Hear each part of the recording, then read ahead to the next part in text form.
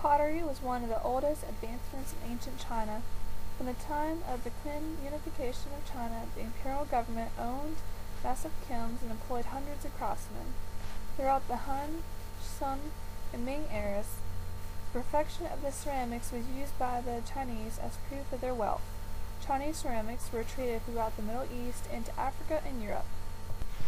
Fabric in ancient China is synonymous with one fabric, silk. Made from the silkworm, the soft fabric is another example of the Chinese wealth. It is still considered one of the finest in the world.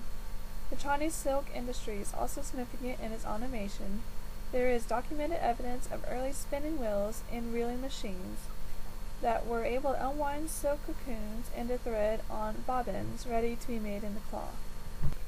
The bureaucratic government of China was dependent on an early version of writing. Libraries already existed in China by 2000 BCE. By CE 886, the Chinese were capable of printing books by means of cardboard blocks, which quickly led to the evidence of printed paper money. Identical printed decrees were being sent out to the varying provinces, and useful handbooks on the subjects of medicine and pharmacy.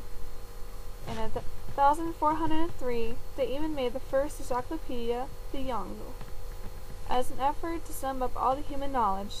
To this day, it is the largest printed encyclopedia ever, second compilation reaching 22,000 volumes by 2,000 authors.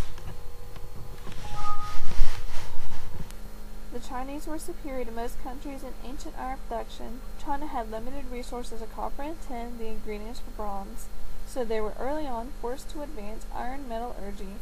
By 117 BCE, the imperial government had 48 foundries employing thousands of laborers.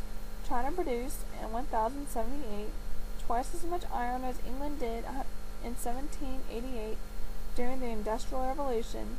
Due to their advanced metallurgical processes, the Song dynasty was able to make 32,000 suits of advanced armor and iron swords. The accidental creation of gunpowder in the mid-9th century did not immediately give practical benefit.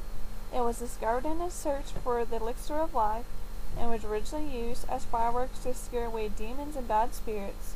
Only after they were attacked by the Mongols did the Chinese use their gunpowder for weapons, with rudimentary muskets and arrow launchers capable of replacing 100 archers.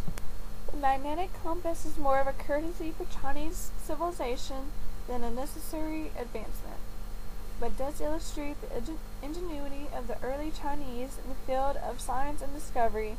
The lodgestone, natural magnets of the mineral magnetite, was first exploited for fortune-telling, but once the compass was discovered, was used in the art of feng shui, determining the mathematical proper situation of houses, temples, roads, and more. Throughout their early history, the Chinese demonstrated a superiority over their neighbors and the Europeans in creativity and invention.